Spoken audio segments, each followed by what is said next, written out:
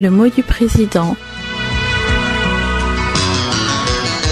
Le mot du président du réseau Forum Radio-Télévision des droits de l'homme, Maître Maurice Massengo-Thiassé.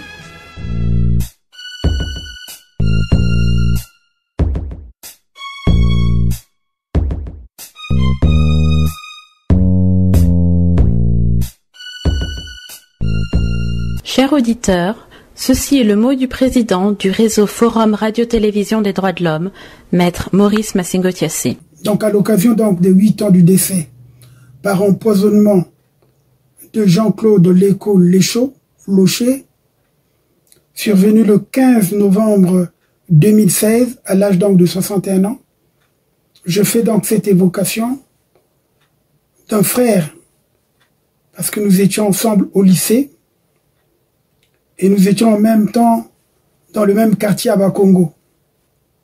Jean-Claude Léco Locher, de nombreux Congolais ou même Africains connaissent qu'il a été le seul ami africain de Vladimir Poutine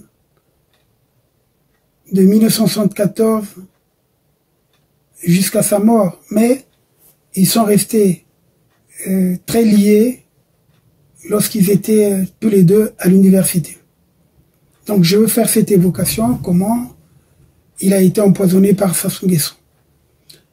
Vladimir Poutine d'ailleurs en veut à Sassou Nguesso pour avoir fait tuer par empoisonnement son camarade de chambre d'étudiant devenu son ami, le Congolais Jean-Claude Léco Locher, un proche de Charles Lunana, qui était également étudiant à Leningrad et qui s'est marié dans la même mairie que le futur président de la Fédération de Russie, c'est-à-dire Vladimir Poutine, quand je vous montre sur les photos.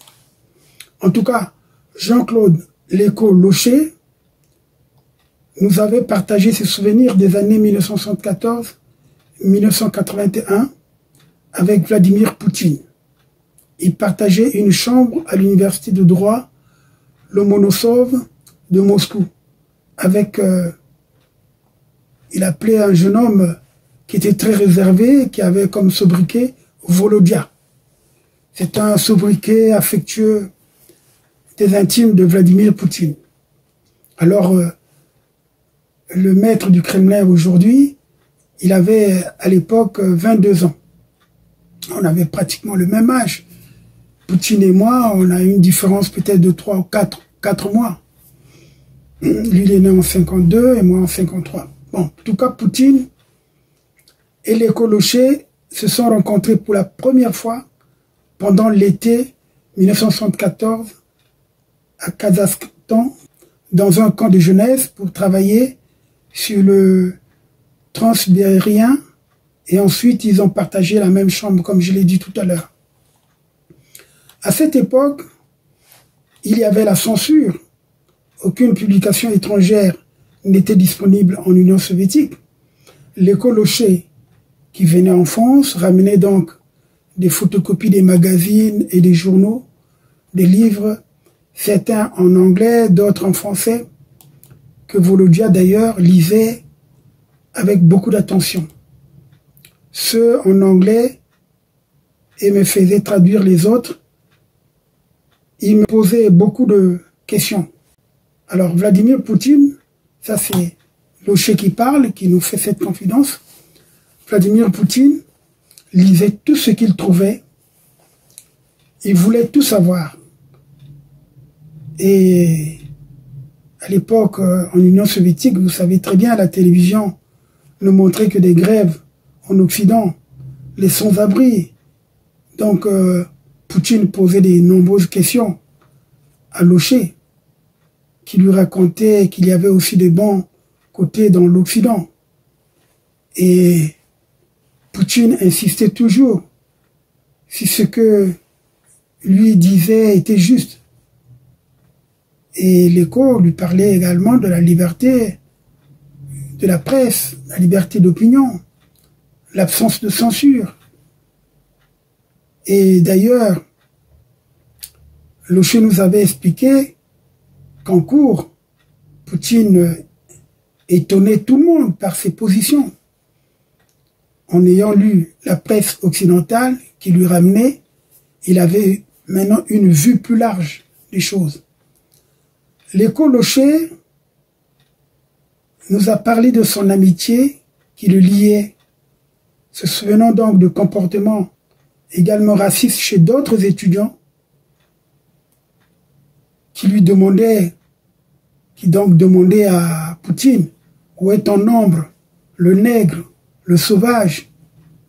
Mais Poutine appelait Jean-Claude Léko Loché mon Africain.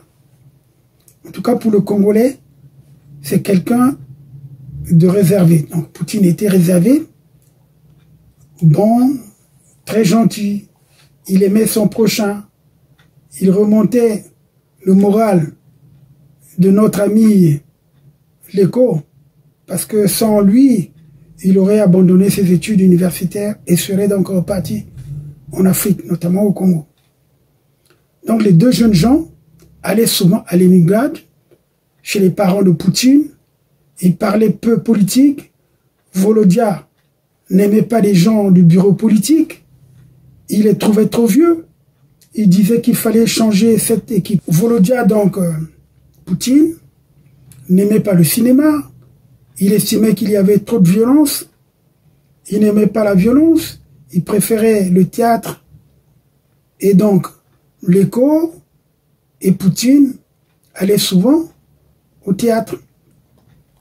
Poutine, il nous a déclaré, il ne buvait pas, il ne buvait presque pas. Il n'avait jamais vu boire un verre de bière. Et chez ses parents, il mettait de l'eau dans le vin. Se rappelle donc Léko Loché qui nous a fait cette révélation. Il échangeait des cadeaux, un tableau sur la taïga au printemps qui a toujours suivi le juriste congolais. En retour, Léko lui rapportait de Paris beaucoup de choses, dont justement d'ailleurs le costume pour son mariage en juillet 1983 avec la femme Ludmila, une hôtesse de l'air des lignes intérieures d'Aeroflot. C'est le Congolais Jean-Claude qui avait présenté à son ami Poutine sa future épouse, Ludmila, une hôtesse de l'air, donc des lignes, comme je l'ai dit, intérieures d'Aeroflot, que Léko Loché avait rencontré à la sortie du Bolchoï, dans le métro Ludmila. Donc Jean-Claude avait donc présenté cette jolie Russe à Poutine, qui était son ami. Parce que Poutine paraissait un peu timide. Donc au cours de son mariage, d'ailleurs, ils avaient beaucoup dansé le reggae. Et il ne faut pas que j'oublie, notre ancien camarade du lycée donc et du quartier, Loché, il passait ses vacances d'été à Paris. C'est à ce titre d'ailleurs que Vladimir Poutine va lui demander de lui procurer un costume occidental, des chaussures et une robe de mariée en vue de son mariage avec la belle Ludmila. Et bien, il faut noter que ce costume avait été acheté dans le boulevard Magenta, non loin de la gare du Nord, et avait coûté à l'époque 800 francs français, légèrement un peu plus de notre bourse de l'époque en tant qu'étudiant dans les années 75, 77, jusqu'à même 80. La bourse s'élevait à l'époque à 700 francs français.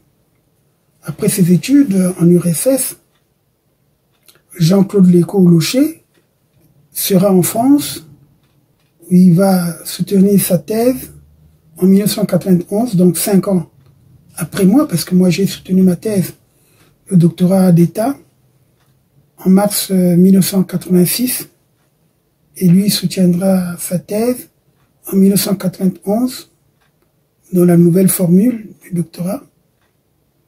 sous la direction de Madame Hélène Carrère-Dancause, sur les études soviétiques et est-européennes.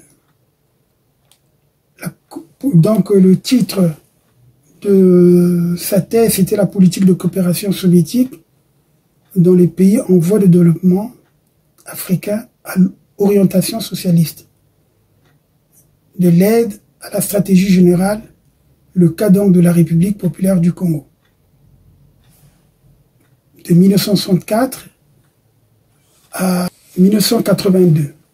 Pour la Russie, l'Afrique était devenue donc très clairement le support pour une démonstration de force sur la scène diplomatique internationale.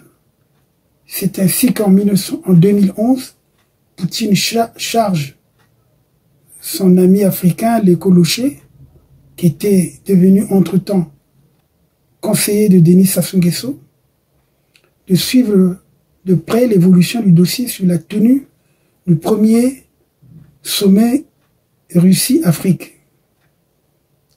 Malheureusement, je le dis, le premier sommet Russie-Afrique a eu lieu 3 ans après le décès de son initiateur, c'est-à-dire Jean-Claude Léko Loché, n'a pas participé donc à ce premier sommet, puisqu'il est mort bien avant, c'est-à-dire il est mort en novembre 2016.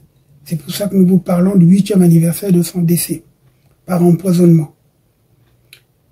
Donc le sommet-là avait eu lieu le 23 au 24 octobre 2019 à Sochi, en Russie, sous l'égide de Vladimir Poutine et le président égyptien Abdel Fattah al-Sisi, en présence de 43 chefs d'État. Lors de ce sommet, le président russe met l'accent sur la souveraineté en tournant les discussions autour des partenariats commerciaux et des aides russes aux pays africains.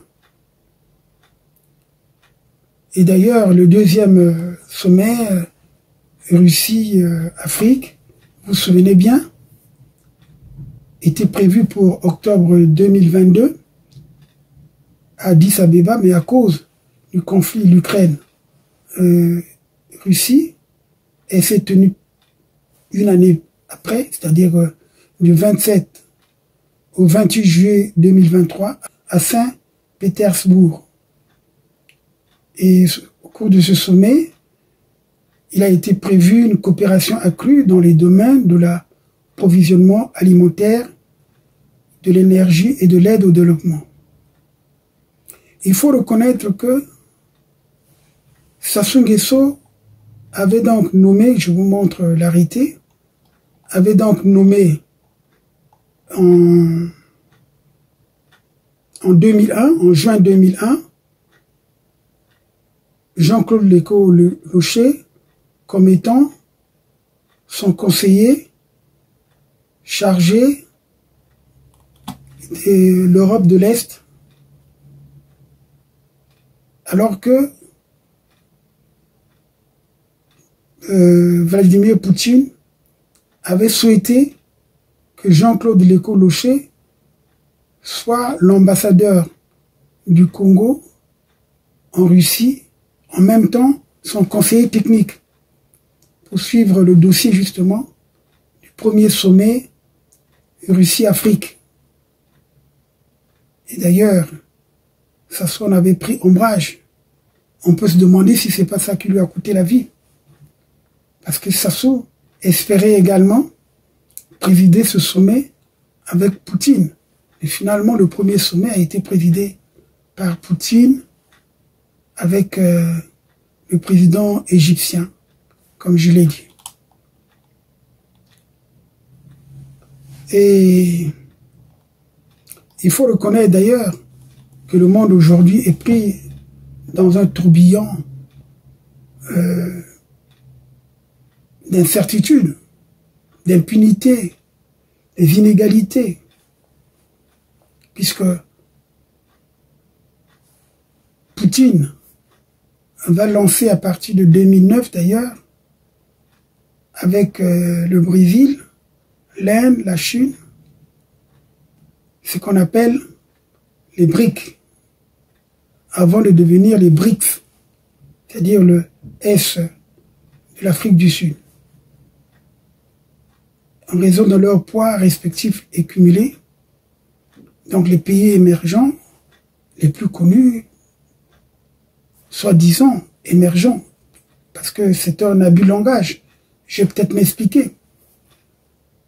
On peut aussi les qualifier de grands émergents, parce qu'on ne peut pas considérer que le Brésil, qui a déjà un certain niveau de développement, la Russie, l'Inde et surtout la Chine, soient toujours considérés comme étant des pays émergents.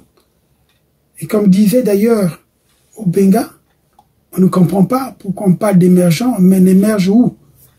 En tout cas, un pays émergent, c'est un pays dont l'économie prend une importance internationale, qui sort du sous-développement. Or, nous savons très bien qu'aujourd'hui, la Chine, qui est devenue la deuxième puissance mondiale, ne peut pas continuer à être catégorisée ou classée dans des pays sous-développés. Parce qu'aujourd'hui, il faut faire aussi la différence entre les pays émergents et les pays en développement. Parce qu'un pays émergent est un pays en développement. En règle générale, il s'agit d'un pays, notamment du Sud. Quand on dit le Sud, l'hémisphère Sud, c'est également un pays qui connaît une croissance économique rapide, le plaçant sur une trajectoire de convergence avec les pays développés du Nord. Parce que les BRICS, moi je considère cela comme étant un groupe géopolitique qui regroupe aujourd'hui 10 pays du Sud global avec notamment des puissances émergentes comme le Brésil, l'Inde. On ajoute la Chine, c'est vrai, la Chine c'est déjà une puissance régionale au niveau de l'Asie et même du monde. Il y a eu l'Afrique du Sud, au niveau de l'Afrique, l'Égypte. Vous avez l'Iran, l'Arabie Saoudite, les Émirats dans le Moyen-Orient. Alors que des pays précaires à forte croissance économique comme l'Éthiopie font également partie des BRICS. Alors lorsque le président Poutine a organisé avec FAST à Kazan le 16e sommet des BRICS, où il a accueilli plus de 20 chefs d'État, il a été indiqué qu'il s'agissait du sommet des économies émergentes des BRICS. C'est là où il y a justement cette absurdité. Des bons spécialistes des relations internationales et de l'économie auraient pu relever cet abus de langage, ou encore cette confusion. Peut-on placer, par exemple, comme je l'ai dit tout à l'heure, la Chine parmi les pays émergents aux côtés de l'Inde, de Narendra Modi, ou de l'Iran, de Massoud Pezeshkian? L'Inde fait partie des plus grandes économies mondiales. En 2023, avec les États-Unis, la Chine, le Japon et l'Allemagne. Pour ne pas parler de la France.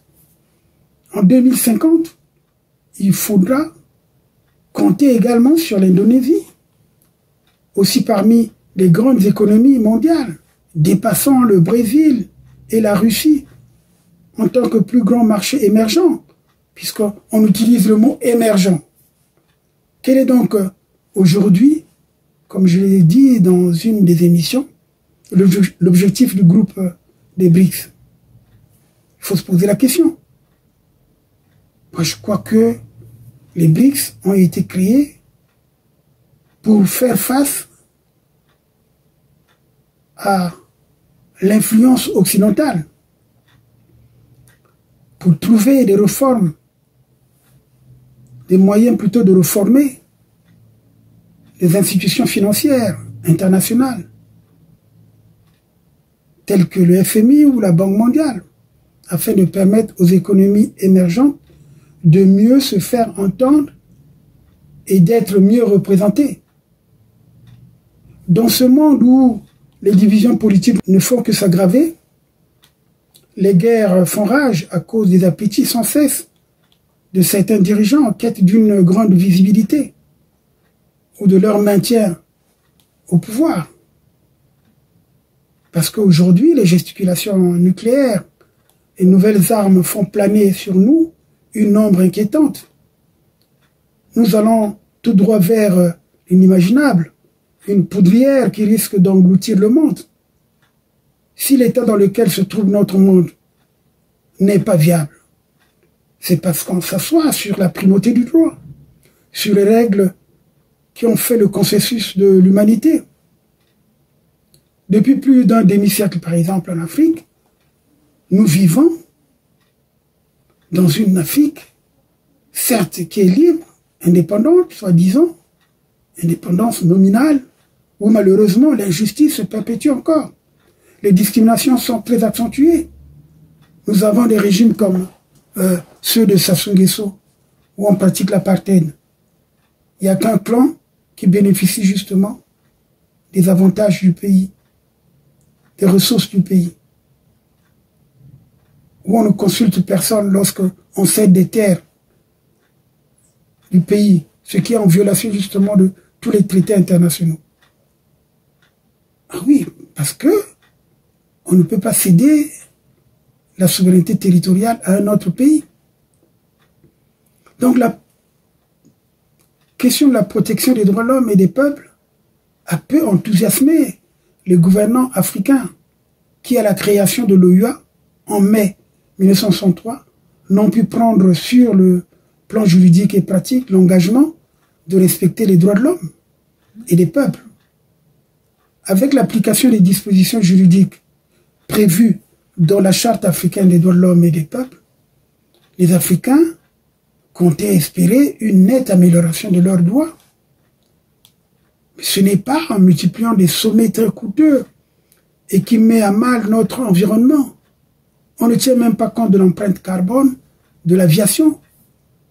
Lorsque vous voyez des dictateurs comme Sassou, qui chaque année se déplacent plus de 30 fois, imaginez le pourcentage à l'origine de sa part des émissions de carbone, CO2.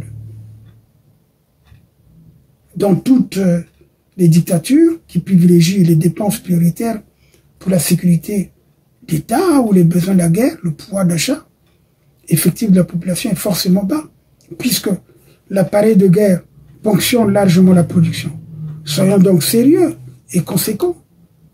Les droits et les libertés proclamés dans la Charte africaine des droits de l'homme et des peuples ne doivent pas rester un simple vœu, mais doivent améliorer le sort des hommes et des peuples africains.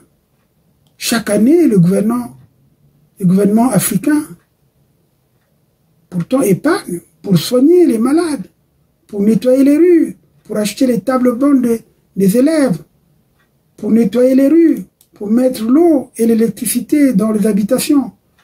Chaque Africain a le droit de bénéficier de toutes ces choses, sans aucune différence. Ce n'est pas le cas avec des dictateurs comme Sassou Nguesso, Paul Kagame et bien d'autres. L'ère nouvelle créée par la Charte africaine des droits de l'homme et des peuples est en train de sombrer dans une illusion.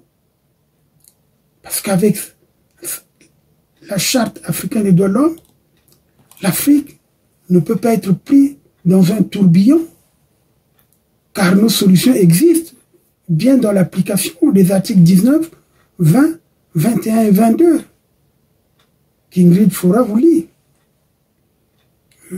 Va vous lire peut-être à la fin de l'émission, parce qu'une charte mieux connue signifie une protection mieux garantie. Alors, je veux revenir justement aussi sur les questions d'actualité.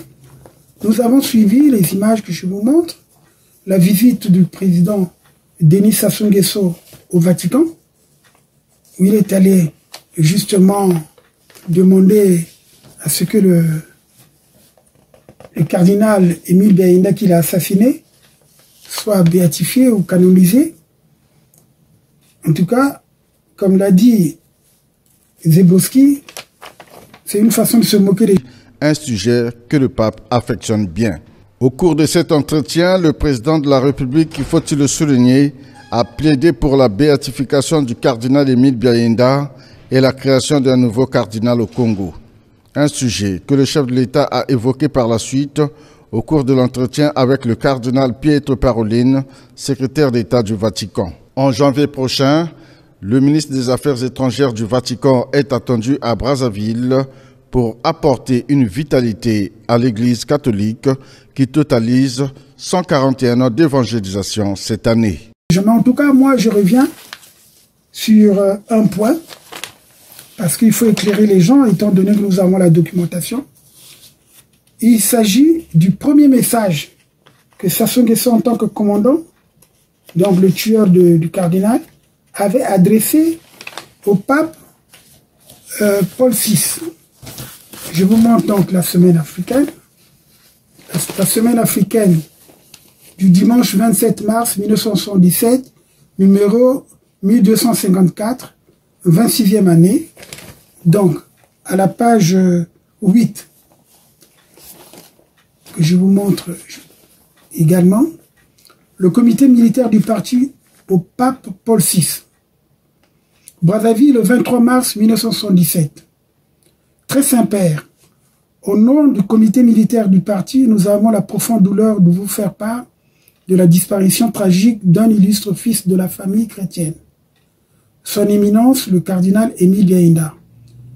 Monseigneur Biaïnda a été enlevé et sommairement exécuté par un groupe de 3 personnes appartenant à la famille de feu le président Marien Ngouabi.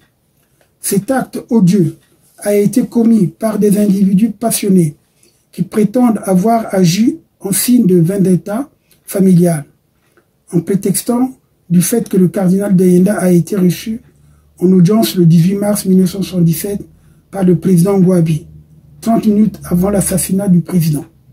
Cette audience ayant été régulièrement programmée, le comité militaire du parti n'établit aucun lien de cause à effet entre celle-ci et l'assassinat. Aussi, le comité militaire du parti ne peut-il que dénoncer et condamner sans équivoque et très énergiquement le crime commis contre une éminente personnalité de la communauté chrétienne. Les auteurs de cet acte ont été arrêtés et seront châtiés de façon exemplaire. Notre peine est d'autant plus grande que le président Marien Ngouabi avait toute sa vie durant travaillé dans le sens de l'unité nationale et dans celui des bons rapports entre l'État et toutes les confessions religieuses exerçant en République populaire du Congo. Nous perdons en la personne de son éminence le cardinal Émile Biaïnda, un grand patriote, un homme qui a toute sa vie durant prêché l'amour, la tolérance, la fraternité, la concorde et l'unité entre tous les fils de notre pays. Le comité militaire du parti s'associe à ce deuil qui frappe la grande famille ecclésiastique. Veuillez agréer, très Saint-Père, les assurances de notre estime et de notre constante amitié. Sa sainteté, le pape Paul VI, cité du Vatican, pour le comité militaire du parti, commandant Denis Sassou Nguesso. Alors, depuis qu'il a assassiné, donc, voici, comme vous le savez, 48 ans, 47 ans, hein, on s'approche au 48e année, 2025.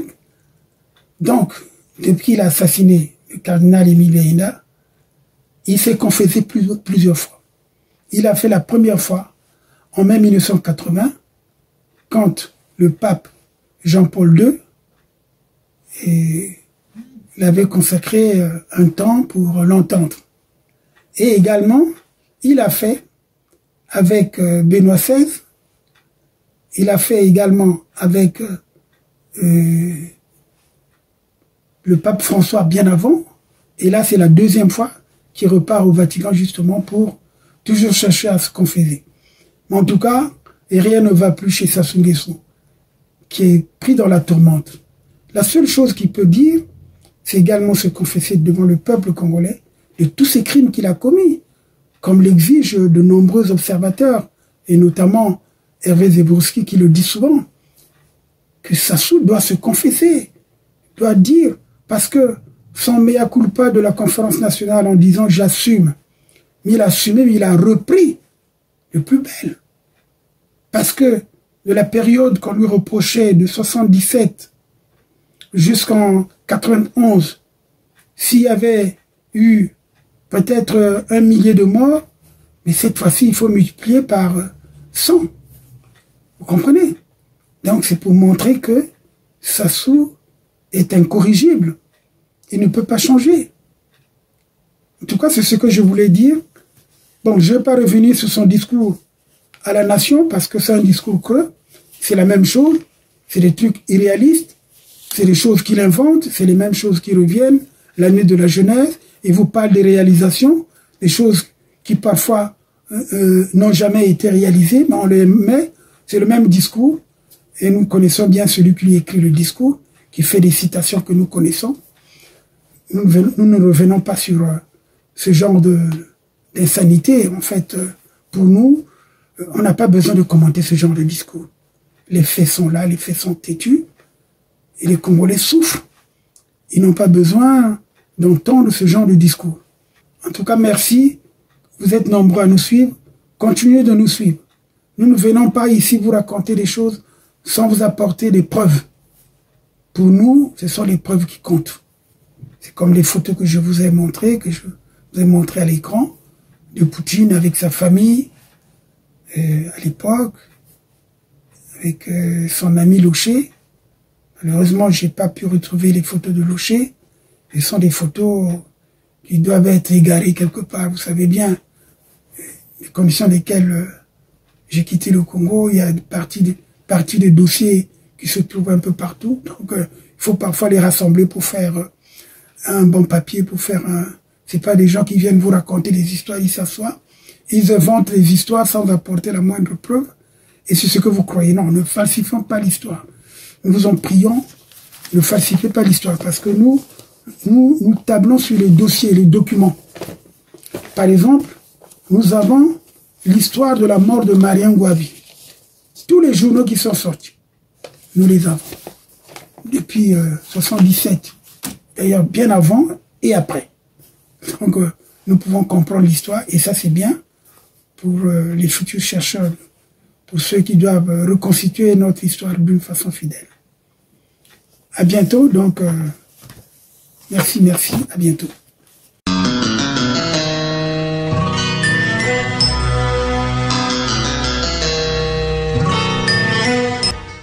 Forum FM 105.8, la radio des droits de l'homme, voici le message civique.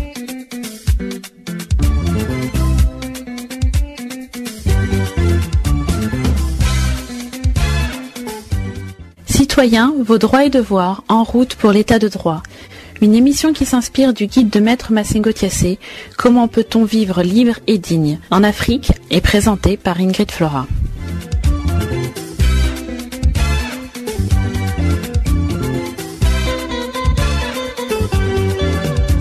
Charte africaine des droits de l'homme et des peuples. À l'occasion du 25e anniversaire de l'entrée en vigueur de la Charte africaine des droits de l'homme, le 21 octobre, je vous lis les extraits de l'introduction du guide de Maître Maurice Massengo Thiassé, docteur d'État en droit, Comment peut-on vivre libre et digne en Afrique, africain, vos droits et devoirs, publié à Paris en décembre 1988 aux éditions Michel de Maulle et préfacé par le bâtonnier Mario Stassi. En parlant des droits de l'homme, on pense avant tout à l'être humain, l'homme et la femme. Ils sont différents des animaux. Ils doivent vivre librement et dans les meilleures conditions. Cela implique de tenir compte de leurs aspirations, de leurs désirs, de leurs besoins, de les suivre dans leur vie familiale, dans leur vie sociale, ce qui constitue leur vie de tous les jours. Les hommes comme les femmes ont droit de dire ce qu'ils pensent, de faire ce qu'ils veulent quand ils ne portent pas tort aux autres. Les gouvernements africains sont d'accord avec ces lois. Chaque Africain doit les connaître pour ne pas être trompé et pour mieux se défendre. Les droits de l'homme et des peuples, en tant qu'expression de la vie, doivent être désormais considérés comme la matière principale des institutions politiques et économiques en Afrique. De nos jours, on distingue plus facilement les institutions et les régimes en fonction des droits reconnus à l'individu. Certains diront que tout régime, tyrannique, monarchique, totalitaire ou libéral, se réclame de la démocratie. La démocratie ne saurait exister si elle impose la renonciation aux libertés essentielles de l'homme. Elle périrait si elle devait se limiter à des formules ou à des définitions. Celles-ci n'ont de sens que si elles correspondent à des réalités. Malgré ces imperfections et le flou avoué dans les mesures de sauvegarde des droits, nous pouvons dire que les principaux droits civils et politiques se trouvent garantis dans la Charte africaine qui s'assigne plusieurs objectifs, notamment celui de favoriser la paix, de préserver l'unité africaine et d'assurer le fonctionnement dans chaque État d'un régime politique véritablement démocratique. La Charte africaine des droits de l'homme et des peuples affirme et proclame l'universalité des droits de l'homme reconnus par de nombreux instruments. Bien qu'il n'y ait pas une spécificité africaine des droits de l'homme, il existe un regard particulier de l'homme africain sur les droits et les libertés. La Charte invite à la tolérance et à la reconnaissance de l'autre. Elle a le mérite de sortir la question des droits de l'homme du circuit fermé de l'État. Dorénavant, les États africains ayant ratifié la Charte s'engagent à garantir les droits qui y sont inclus, à les introduire dans leur législation et à assurer à toute la population de l'État la jouissance des droits énumérés dans la Charte. Les gouvernements africains sont d'accord avec ces lois. Chaque Africain doit les connaître pour ne pas être trompé au tribunal, à l'hôpital, au village et dans toute l'administration. Aucun Africain ne peut plus accepter de voir sa condition économique et sociale, son droit à la vie, au bonheur, à son foyer familial, à la réalisation de sa personnalité, mise en cause par la recherche effrénée du profit. Aucun peuple ne peut plus accepter d'être dominé par un autre peuple et traité comme un matériau d'exploitation. Vous suivez actuellement le mot du président du réseau Forum Radio-Télévision des droits de l'homme, Maître Maurice Massingo Thiassé, extrait de l'introduction de son guide africain Vos droits et vos devoirs, Comment peut-on vivre libre et digne en Afrique, paru en décembre 1988. La valeur juridique de la Charte africaine des droits de l'homme et des peuples est celle d'un traité ayant une force exécutoire. Sur la base de cet instrument, il est possible d'astreindre les États africains à satisfaire à leurs obligations et à prendre des mesures internes, notamment en favorisant les associations, les commissions et comités nationaux chargés de veiller en toute indépendance au respect des droits de l'homme et des peuples. Ainsi, la protection des droits de l'homme devient une affaire de la communauté africaine, sinon internationale. La ratification par la presque totalité des États africains de la Charte africaine des droits de l'homme et des peuples est sans nul doute la victoire de l'Afrique sur elle-même. Certes, aucune région du monde, ni aucun système politique particulier n'a le monopole des violations des droits de l'homme. Cependant, on trouve en Afrique un nombre important de réfugiés en quête de liberté et de protection contre les violations de ces droits. La protection des droits de l'homme en Afrique ne doit pas se limiter au nombre important de ratifications qui ne sont que purement formelles. La ratification de la Charte africaine des droits de l'homme et des peuples constitue l'engagement solennel des États africains. Elle doit tendre de manière continue vers l'objectif assigné par des moyens appropriés aux ressources nationales. Les droits de l'homme en Afrique doivent servir à définir la place de l'individu dans la société à laquelle il appartient. L'entrée en vigueur de la Charte africaine des droits de l'homme et des peuples, la mise en place de la Commission africaine des droits de l'homme et des peuples, les politiques et les pratiques appliquées par les États africains doivent être différentes depuis plus d'un quart de siècle d'indépendance africaine. Aujourd'hui, en lisant l'introduction du guide de Maître Maurice Massingo Thiassé, paru voici 23 ans, je me permets d'actualiser l'introduction en disant que l'entrée en vigueur de la Charte africaine des droits de l'homme et des peuples, voici 25 ans, la mise en place de la Commission africaine des droits de l'homme, voici 23 ans, et depuis le 24 janvier 2004, date d'entrée en vigueur du protocole créant la Cour africaine des droits de l'homme et des peuples, l'Afrique compte un nouvel organe de protection des droits de l'homme qui complète le rôle de la Commission africaine des droits de l'homme et des peuples. C'est pourquoi je rends un grand hommage et félicite Maître Maurice Massingo Thiassé qui avait suggéré à la page 129 de son ouvrage la création d'une Cour de justice africaine des droits de l'homme afin que les Africains défendent devant cette Cour leurs droits reconnus dans la Charte. Ingrid Flora vous présente le mot du président du réseau Forum Radio-Télévision des droits de l'homme, Maître Maurice Massingo Thiassé. Extrait de l'introduction de son ouvrage « Comment peut-on vivre libre et digne en Afrique ? Africains, vos droits et devoirs ». Les droits et libertés proclamés dans la Charte ne doivent pas rester un simple vœu, mais doivent améliorer le sort des hommes et des peuples africains. Chaque année, les gouvernements africains épargnent pour soigner les malades, pour construire les écoles, pour acheter les tables bancs, pour nettoyer les rues, pour mettre l'eau et l'électricité dans les habitations. Chaque Africain a le droit de bénéficier de toutes ces choses sans aucune différence. La prison ne doit plus être le moyen de résoudre les conflits gouvernés et gouvernants sur les méthodes et objets de la gestion de la société africaine.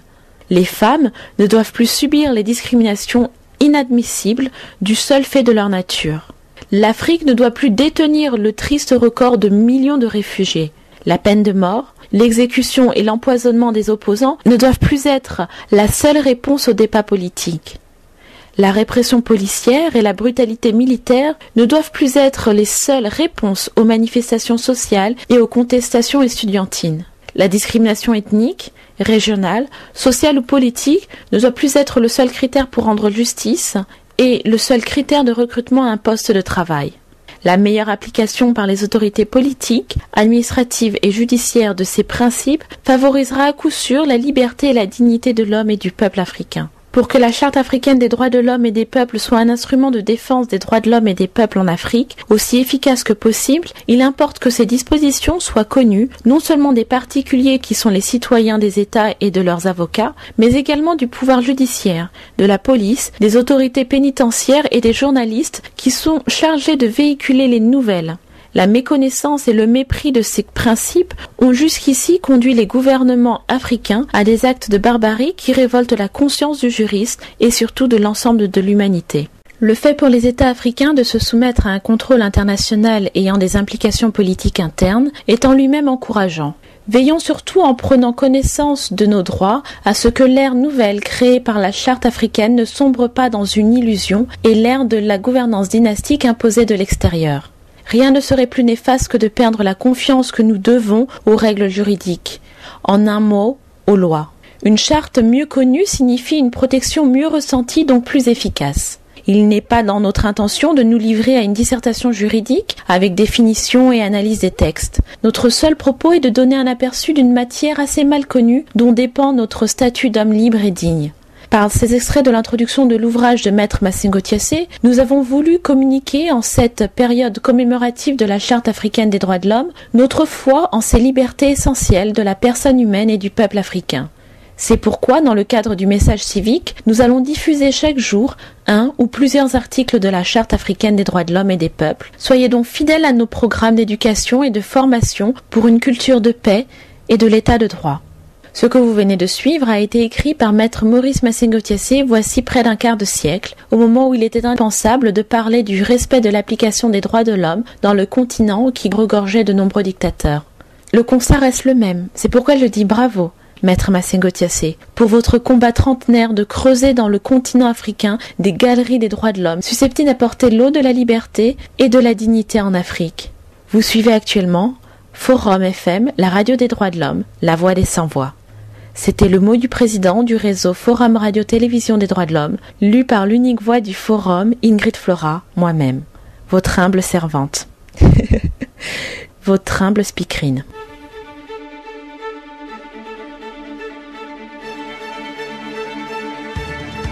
On a cette vie, mais une seule radio. Une seule radio. Forum FM 105.